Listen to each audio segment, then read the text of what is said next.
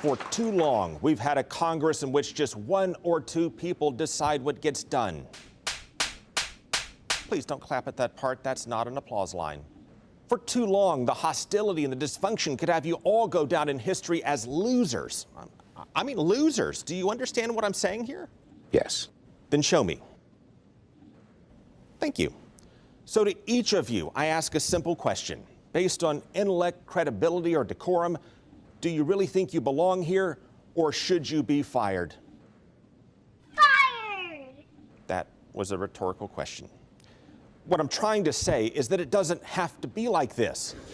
As I head back to the studio, I'd like to leave you with some words to the wise on the dangers of scorched earth politics and shrinking attention spans from the late John McCain. I hope it's not too late. I hope we can again rely on humility, on our need to cooperate, on our dependence on each other, to learn how to trust each other again, and by so doing better, serve the people who elected us. Stop listening to the bombastic loudmouths on the radio and television and the internet. Let's trust each other. We're getting nothing done, my friends. We're getting nothing done.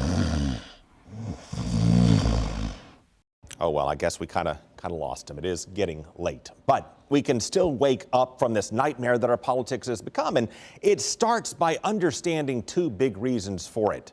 The first came the loss of balance. When I was growing up, Republicans had a big moderate and liberal wing in the Northeast and in California. And the Democratic Party had a big conservative wing in the South. And that helped moderate both of the parties and help balance them out and moderate our politics. But then through a combination of scandals and war and other issues, both parties lost one of their wings, and one pulled hard to the left and the other pulled hard to the right. And as that happened, each party began to dominate different regions of the country. And that gave them more power to draw their state's election maps and manipulate congressional and state legislative districts to squeeze out opposition. That actually started more than 200 years ago with a man named Elbridge Gerry. To reward his party, he signed this law to redraw political districts in Massachusetts. And one of them was so rigged and so squirmy that critics said it looked like a salamander, and they mockingly called it a gerrymander, and the pronunciation later morphed into gerrymander. And it came to describe the way that politicians draw districts a certain way to cram in voters from one party or the other to make it really hard or nearly impossible for the other party to win. And both parties escalated that gerrymandering, taking it to a whole nother level in recent years.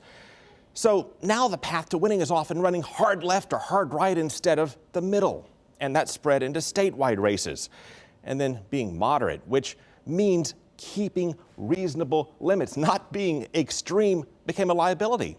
Dewhurst has served as a moderate Republican. By the way, Dewhurst lost to Senator Ted Cruz, who later lost to President Trump, which brings us to the second big change in politics. Lion Ted, Lion Ted. We entered the age of the insults. I heard Lion Ted was going to be here, so we had to come represent. You're lying.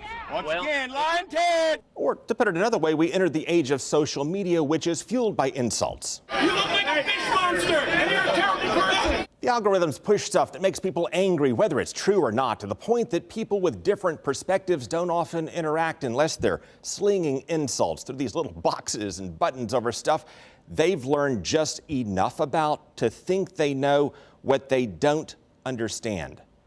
That's called the Dunning-Kruger effect, which can make people more susceptible to the influences of demagogues in politics and conspiracy theories online, and in general more hostile to opposing views, which our founding fathers did in fact have some concerns about. In fact, James Madison warned us that factions and mutual animosity could tear us apart. But in Federalist Number 10, he assumed that the sheer size and the diversity of our new nation would ultimately serve as a firewall. He did not anticipate a network of machines that could spread the flames so far and so fast.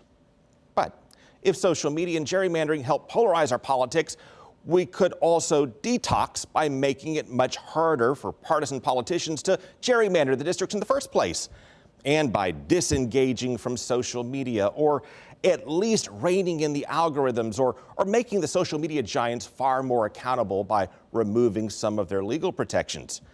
Lawmakers from both parties say they want to do that part. But ultimately, to drive change, it often requires informed voters to give the politicians enough of a push to break that pull of money, power, and politics.